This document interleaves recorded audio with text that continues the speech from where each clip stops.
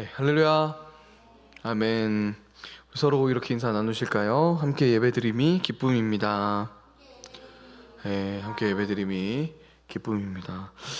네, 오늘 무슨 날인가 봐요. 그렇죠? 다들 어디 갔는지 모르겠지만 논산 축제 갔나요? 네, 딸기 축제를 간 것 같습니다. 네, 아무튼 모두 함께함이 기쁨입니다. 너무 반갑습니다. 오늘 하나님께서 우리에게 주신 말씀 마태복음 26장 36절에서 46절까지 말씀입니다. 26장 36절에서 46절까지 말씀 우리 저 한 절 여러분 한 절 교독하겠습니다. 저부터 읽겠습니다. 이에 예수께서 제자들과 함께 겟세마네라 하는 곳에 이르러 제자들에게 이르시되 내가 저기 가서 기도할 동안에 너희는 여기 앉아 있으라 하시고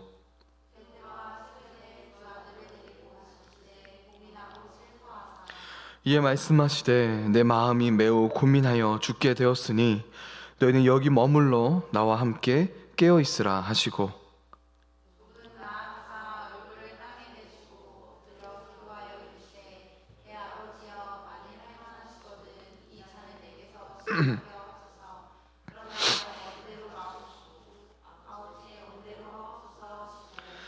제자들에게 오사 그 자는 것을 보시고 베드로에게 말씀하시되 너희가 나와 함께 한 시간도 이렇게 깨어 있을 수 없더냐.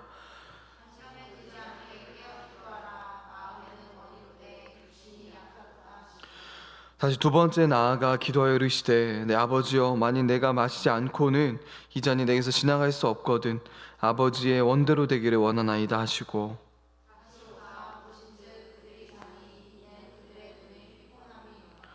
또 그들을 두시고 나아가 세 번째 같은 말씀으로 기도하신 후 이에 죄송합니다.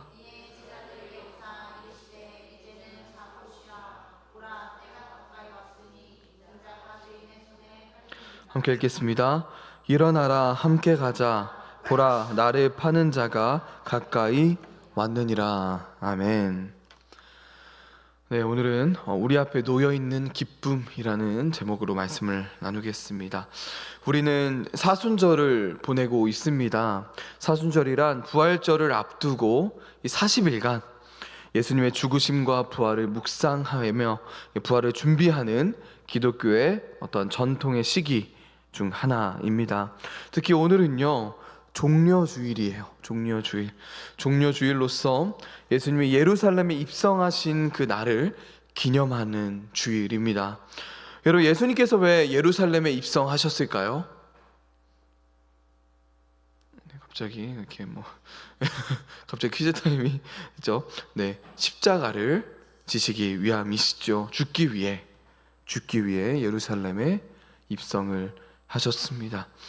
우리는 예수님이 하나님이시니까 십자가를 지셔도 뭔가 큰 어려움 없이 별다른 문제 없이 십자가를 지셨겠지, 잘 이겨내셨겠지라고 생각할 때가 있는 것 같아요.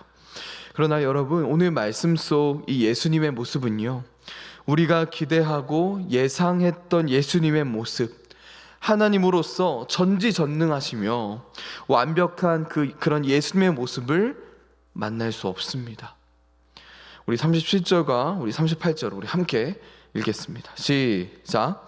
베드로와 세베대의 두 아들을 데리고 가실새 고민하고 슬퍼하사 내 마음이 매우 고민하여 죽게 되었으니 너희는 여기 머물러 나와 함께 깨어 있으라 하시고, 여기 고민하고 라는 말은요 극심한 불안과 근심을 뜻하는 말이에요. 슬퍼하사 라는 말은 마음의 갈피를 잡을 수 없을 만큼 그런 만큼의 깊은 슬픔을 의미합니다. 십자가를 지시기 전 예수님은 죽음을 생각하실 정도로 낙심하셨다는 거예요. 깊은 우울감에 빠지셨다는 것입니다. 우리는 오늘 말씀을 통해 지금까지 억누르고 계셨던 예수님의 어떤 감정의 깊이를 보게 됩니다.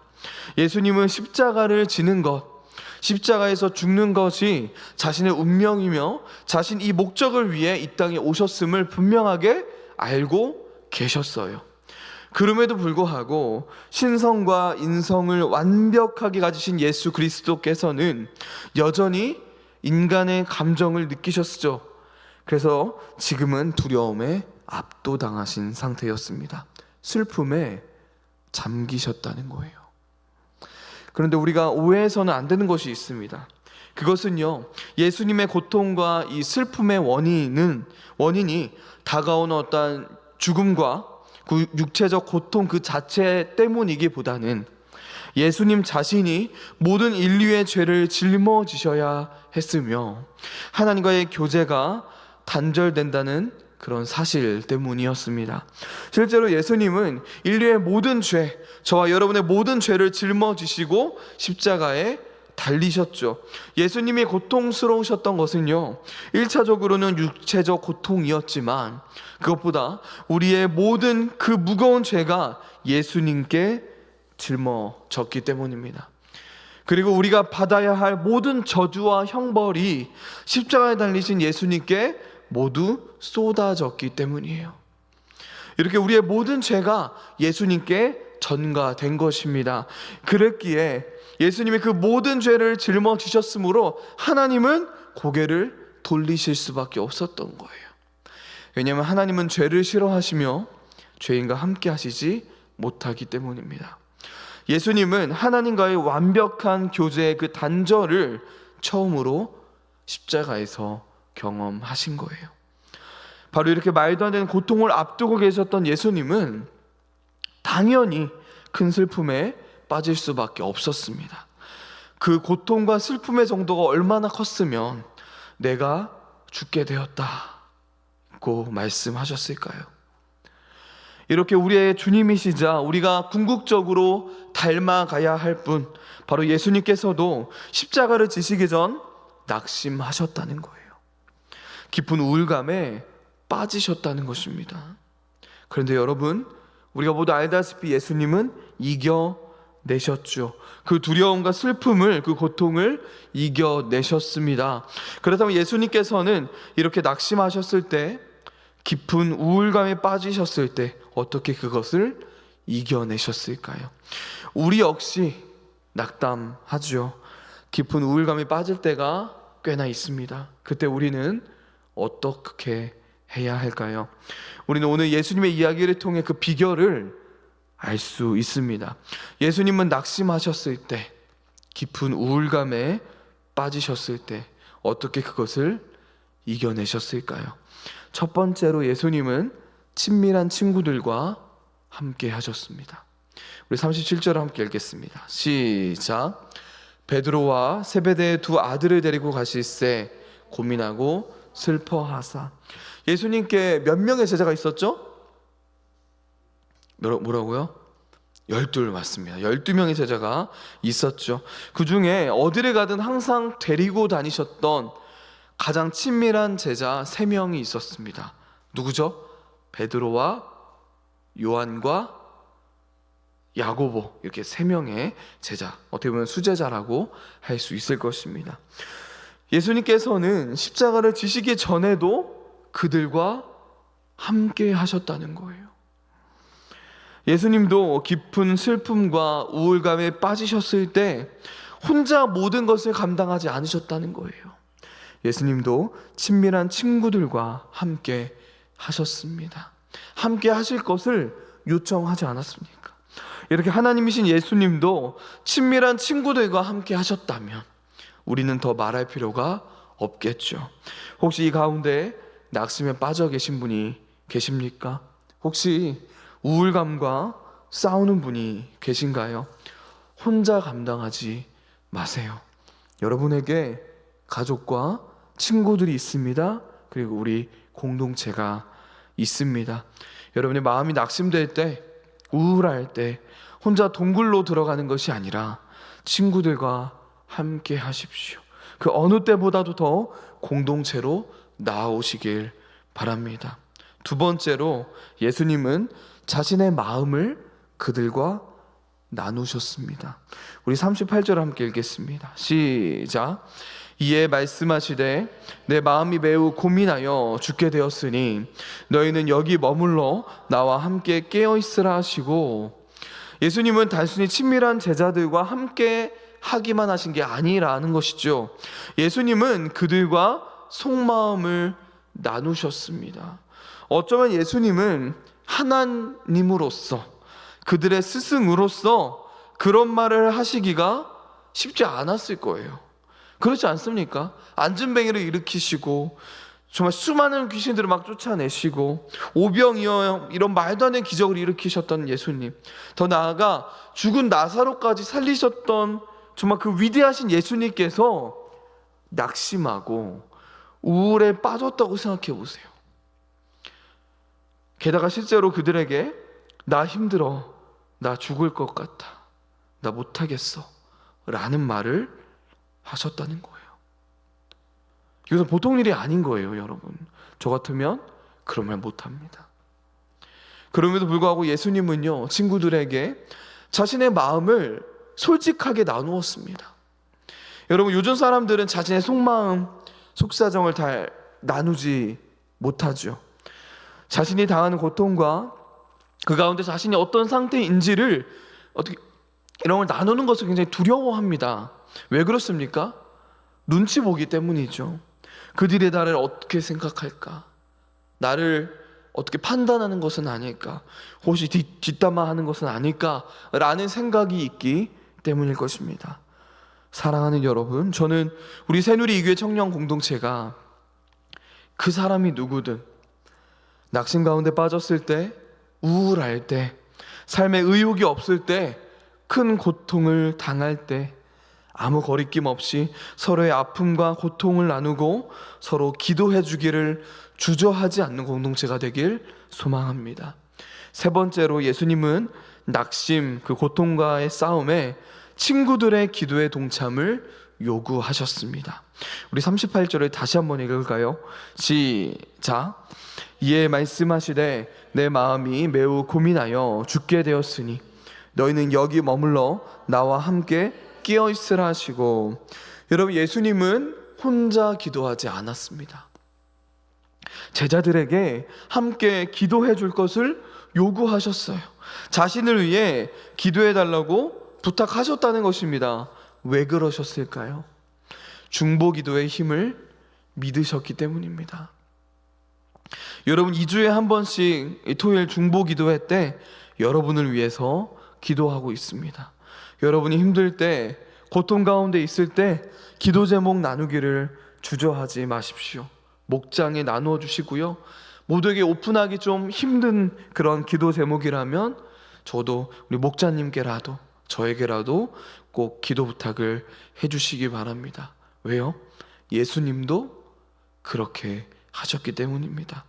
네 번째로, 예수님은 기도하면서 자신의 마음을 하나님께 쏟아 부었습니다.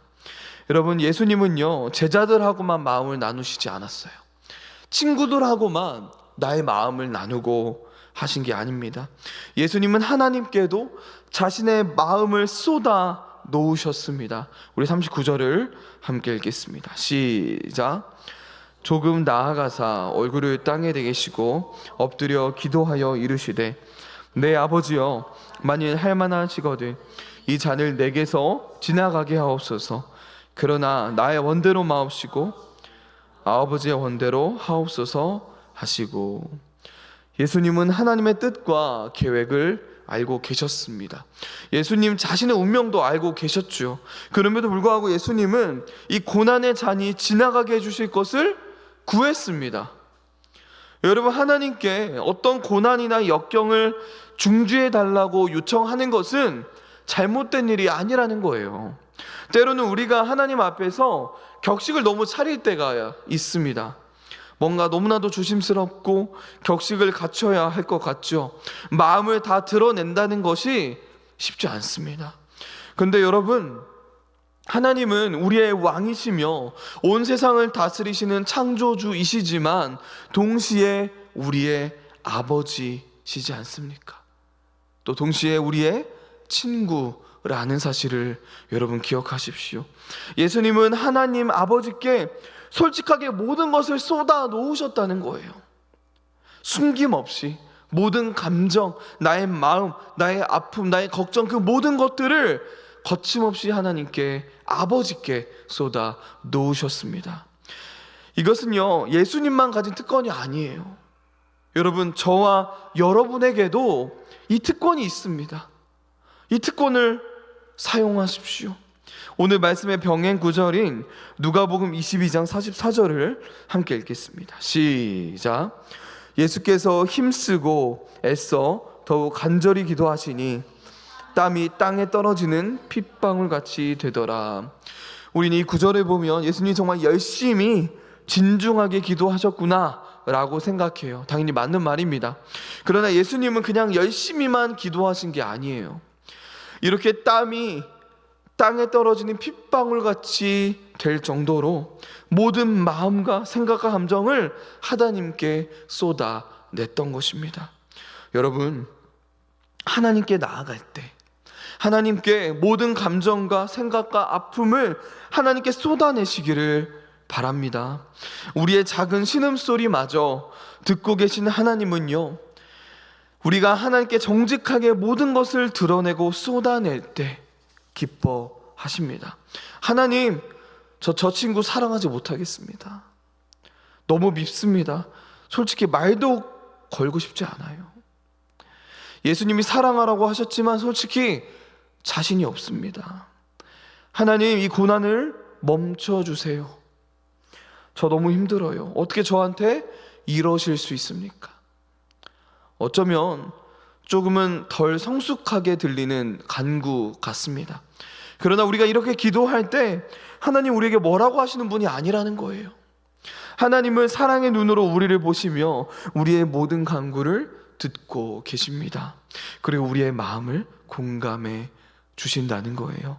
사랑하는 여러분, 마음이 낙심될 때, 우울할 때, 여러분의 삶에 고난이 찾아올 때 하나님께 부르짖으십시오.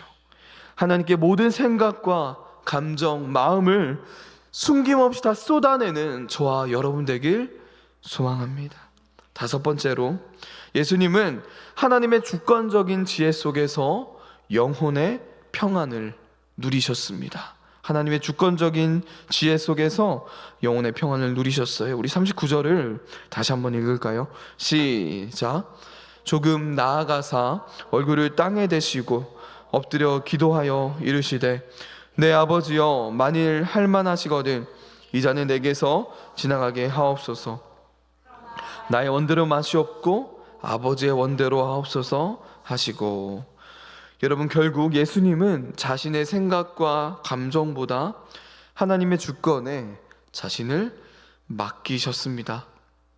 예수님은 자신의 뜻과 자신의 생각보다 하나님의 뜻을 더 크게 생각했다는 거예요. 여러분, 기억하세요. 나의 어떤 생각과 뜻보다 하나님의 생각과 뜻이 더 높다는 것을요. 이사야 55장 8절 9절을 제가 읽겠습니다. 이는 내 생각이 너희의 생각과 다르며 내 길은 너희의 길과 다름이니라. 여호와의 말씀이니라. 이는 하늘이 땅보다 높음 같이 내 길은 너희의 길보다 높으며 내 생각은 너희의 생각보다 높음이니라. 우리는 지금 내가 생각하는 해결책이 최선이 아닐 수 있다는 사실을 기억해야 합니다. 언제나 나의 뜻과 나의 생각보다 하나님의 뜻과 생각이 먼저라는 거예요. 그럴 때 결국 하나님은 선을 이루십니다. 하나님의 방법이 나의 방법이 아니라 하나님의 방법이 항상 최선이라는 사실을 여러분 기억하시길 바랍니다. 마지막으로, 예수님은 십자가 저편 장래의 기쁨에 시선을 고정하셨습니다. 여러분, 이 부분은 복음서보다는 히브리서 12장을 통해 확인할 수 있는데요, 우리 히브리서 12장 2절을 함께 읽겠습니다. 시작. 믿음의 주요 또 온전케 하시는 이인 예수를 바라보자. 그는 그 앞에 있는 기쁨을 위하여 십자가를 참으사 부끄러움을 개의치 아니하시더니 하나님 보좌 우편에 앉으셨느니라. 아멘. 여러분, 히브리서 기자는 예수님이 왜 십자가를 참으실 수 있었다고 말하죠? 그 앞에 있는 기쁨 때문에, 그렇죠? 그 앞에 있는 기쁨 때문에 참으셨다고 합니다. 그 기쁨이 원동력이었다는 거예요. 그렇다면 예수님 앞에 있던 기쁨은 어떤 기쁨이었을까요? 첫 번째로 부활의 기쁨이었습니다. 예수님은 비록 자신이 말도 안 되게 무거운 죄의 그 짐을 지고 십자가에서 비참하게 죽더라도 반드시 부활하게 되실 것이라는 사실을 알고 계셨습니다.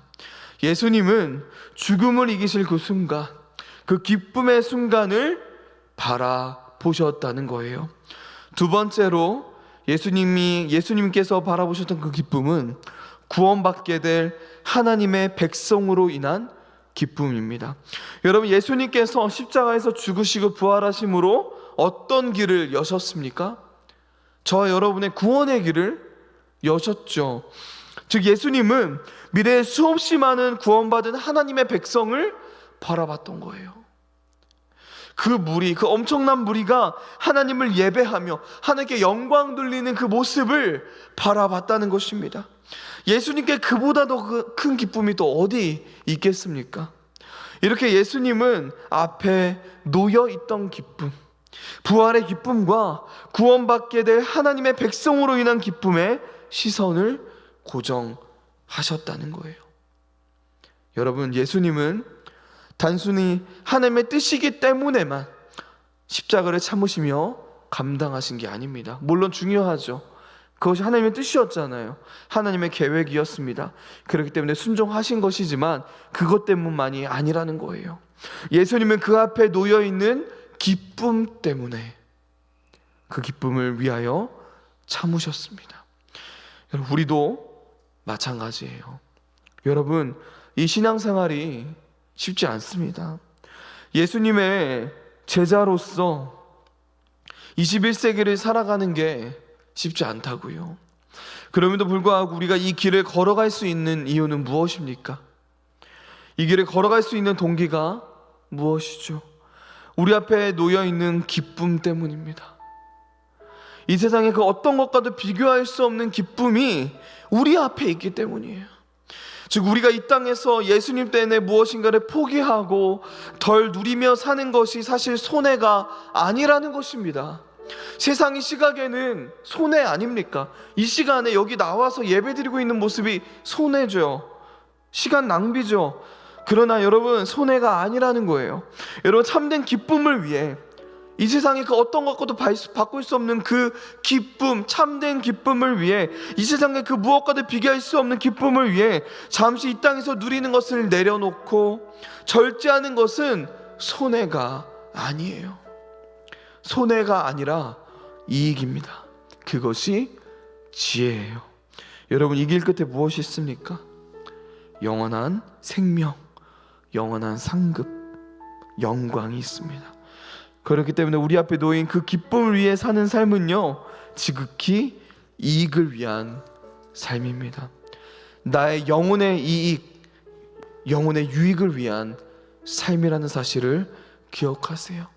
여러분, 우리가 그리스도인으로서 이 땅에서 살아가는 것이 결코 손해가 아니에요. 여러분, 예수님은 그 십자가의 고통과 자신이 짊어져야 할 그 무게로 인해 낙심하셨습니다. 우울감에 빠져 있었어요.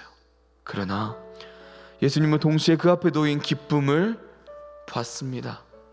그래서 그 말도 안 되는 고난 가운데 참으실 수 있었던 것이고요, 기꺼이 그 길을 걸어가셨습니다.